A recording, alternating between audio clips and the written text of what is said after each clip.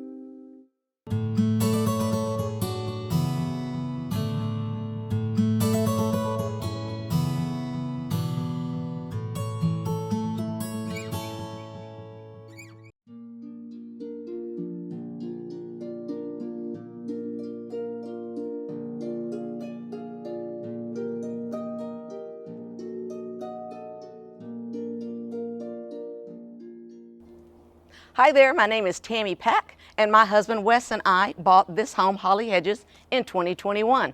Did a massive rehabilitation on the property and can't wait to show it to you. Before we go inside, I wanted to point out one thing. We are on what some people consider the prettiest corner in Natchez. All four homes are actually, their earliest iteration was prior to 1800, so it's one of the oldest in town. Holly Hedges is actually considered Lot 4, Block 1 of the city of Natchez. Started in 1796, and for more details, let's go inside.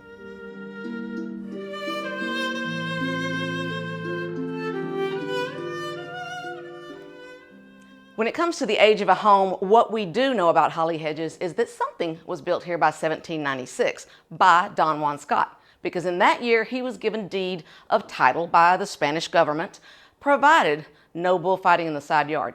More about that later. One of the reasons we know so much about the build dates is because we're really fortunate. Holly Hedges, which was only named that more recently, was shown in both the 1822 Audubon landscape of Natchez and shown again in Tooley's 1835 landscape. So in that 13-year period, we know it went from a very modest one gable, simple low-lying home to this right here. And you can see at that point, it had added the second story, had both wings added to the back, and had this building, which was the servants' quarters and kitchen, which no longer exists, but the home is in its exact same footprint today. Now, the painting was 1835, but we know it was done by 1832 because it was given as a wedding gift to the McMurrans, who had married the previous year. So naturally, for a family, you were going to build wings and add on, and that is why we see the beautiful fanlight doorways. We have three of them, one in the beginning, one here, and one at the end of the home. One of the things I love in Natchez is people here honestly love architecture, history, all of it. And I've had more than one person tell me, did you know you have the only 10-panel doors in all of Natchez? Those would have been put here in 1832 by the McMurran family. They're kind of famous because they ended up being the people who built Melrose, the grand home owned by the National Park Service. So we kind of joke around here that we were their starter home. This house is 5,000 square feet, but for Natchez, trust me, that's a cottage.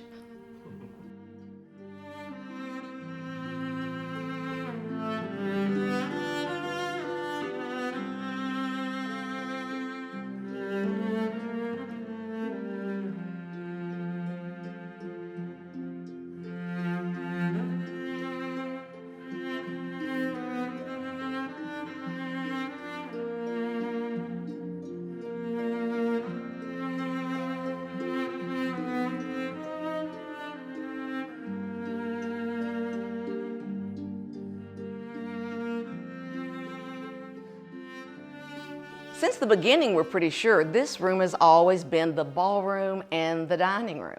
But we decided for today's living, it's the biggest room, and we've got a pretty big family, so let's go ahead and switch it to be the living room. The most famous feature by far of this room is the Zuber wallpaper. It is a very famous hand-blocked wallpaper that I read can take 5 to 12 months to create a scene like this. Matter of fact, it was recently featured in the Cooper Hewitt Smithsonian Museum's art installation on the home. They did a beautiful layout piece about all of the scenic wallpaper around America, and Holly Hedges was one of the homes featured.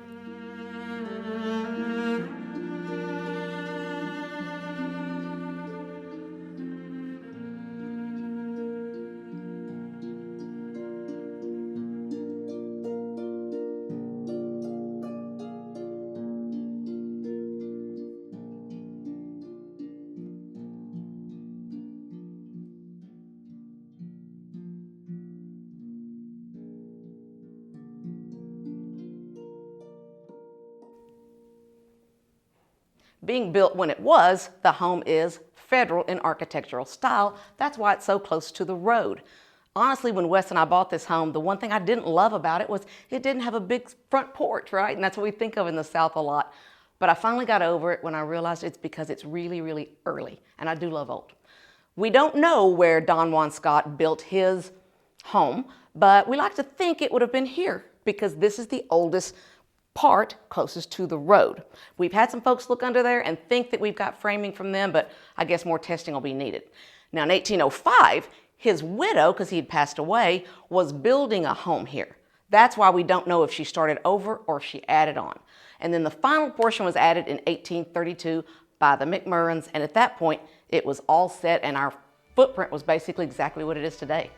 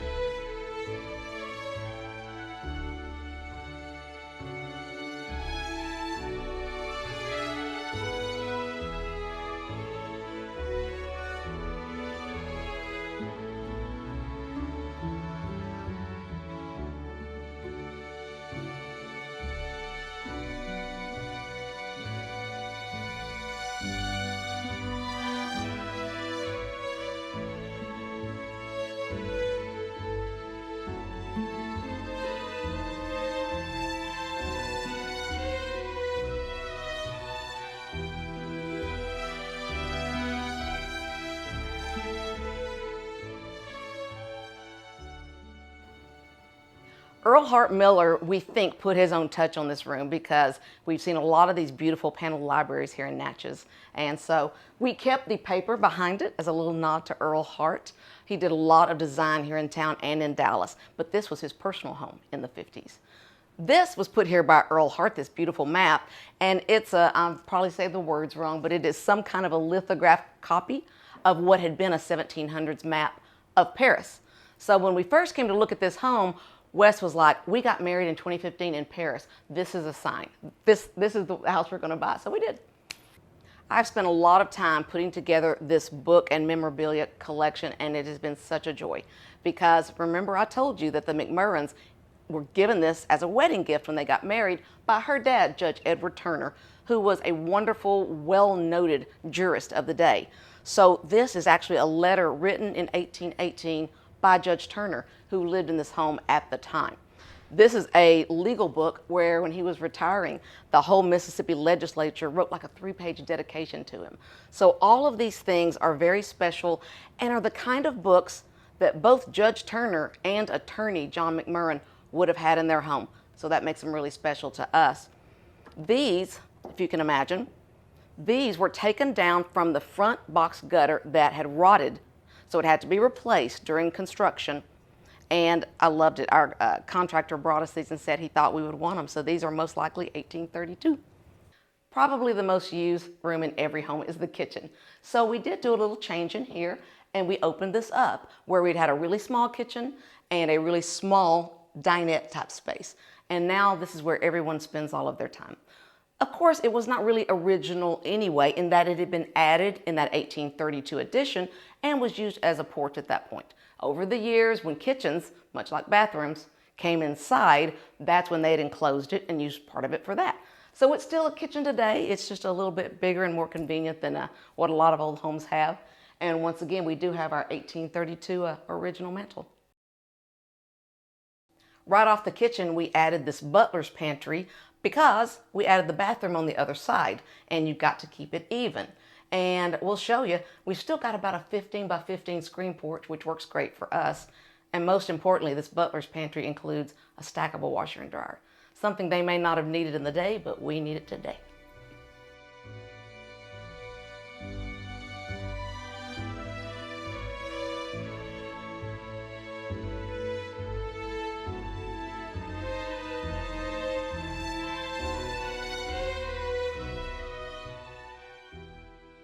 One of my favorite pieces in the entire home is this bed, which came from the notorious Goat Castle. So you can Google it, but if you want to hear the real details and how it got here, you're going to have to come see us on tour. I can tell you that truth is absolutely stranger than fiction. You won't believe this story.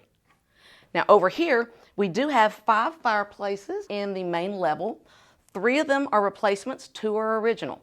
So this and the one in the dining room and the library are period pieces. They're in the Adams style, but they were put here in 1948 when the other big major rehabilitation of the home was done by Earl Hart Miller. They are supposed to have come from LaGrange Plantation, put here in 1948, but they were of the period. I guess he liked them better than the original style, which I'll show you in a minute.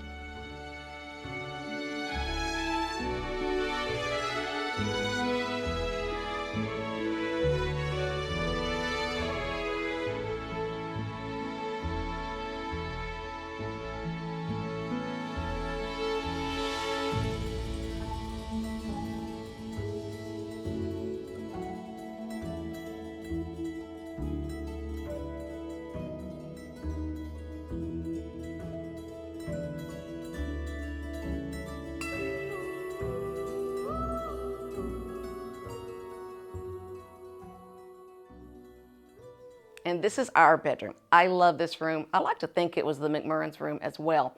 It has an original 1832 mantle, which you guys will see, and you'll see another one in the kitchen. And of course, we have a modern day convenience of a frame TV above it, so we can also catch the football games. If you see any of the antique fixtures in the home, we had to buy all those because there was nothing left. Only in the foyer. There's a really pretty one in the foyer. It's not original, but it's roughly period, and we talked him into leaving at least that one.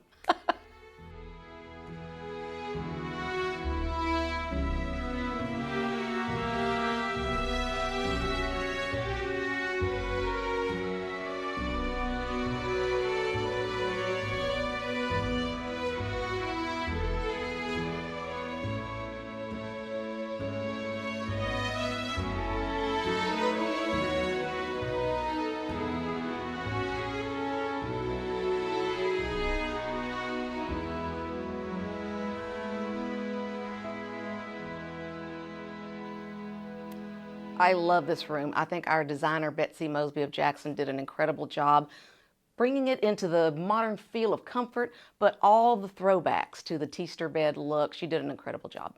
This is my favorite gasolier because it's the one people always think is a reproduction and is new. But in fact, this one I know is the most original because it was still gas when we got it. We had to pay someone to electrify this one, if you can believe. This back room was a guest room when we bought it. We just had to take some of the guest room in to make our bathroom a little bigger. Then we built them a bathroom out onto the screen porch because that's kind of what you did. Even back into the 30s and 40s, when they started inventing toilets and bathrooms indoors, they started putting them out onto the screen porch and making it look from the outside as if it's just part of the porch.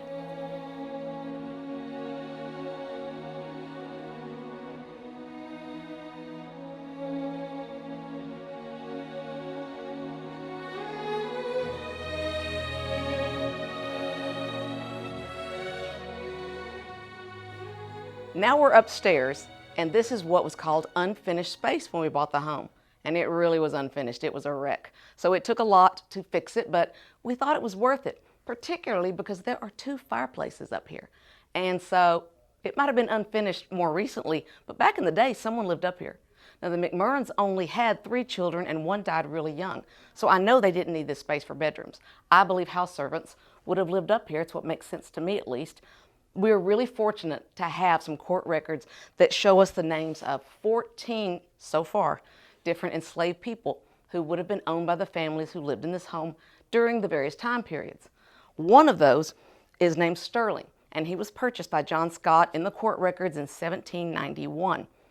Many years later, after Scott had died, his widow had remarried.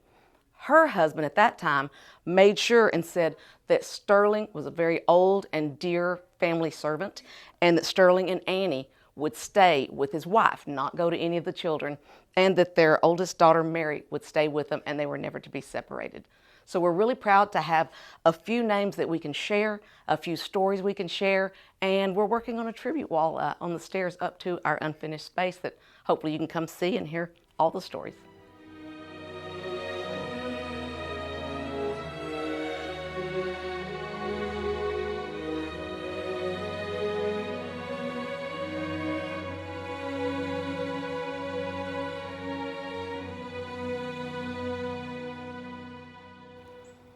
When we bought the home, there was in the middle of this parterre garden, as they're called here in Natchez, basically a stand where there had been a sculpture for a long time. The previous owner had a Venus here, but it was his possession. He took it with him. So we're like, well, great. Now we've got to buy a life-size statue of some sort. So, funny thing is, we're talking to my brother about how our deed says no bullfighting in the side yard. So my brother says, well, I know what you need to make. You need to make a bullfighter. So my husband, creative genius that he is, ended up taking a year in Italy, and part of what he did there was create a bullfighting sculpture, the Natchez Matador. So that is Wes's creation, and crazy enough, you're not gonna believe me, but it's the first sculpture he ever did. It's bronze and it's amazing. So to hear all the details of the symbolism and how he made it, be sure and come on pilgrimage and he will give you the up-close tour. Well, I hope you've enjoyed our little preview tour, but there's a whole lot more to talk about if you guys will come see us during pilgrimage, and we would love to show you. It's going to be a big year, so don't miss out.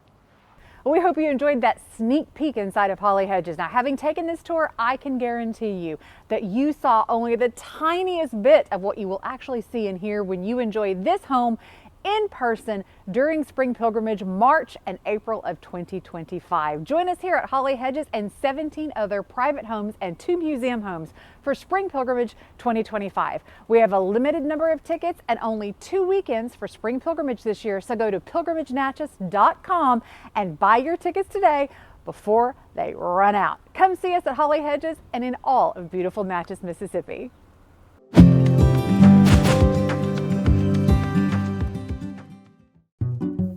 Join us in Natchez, Mississippi for Spring Pilgrimage 2025, March 27th, 28th, 29th, and 30th, and then again on April 3rd, 4th, 5th, and 6th.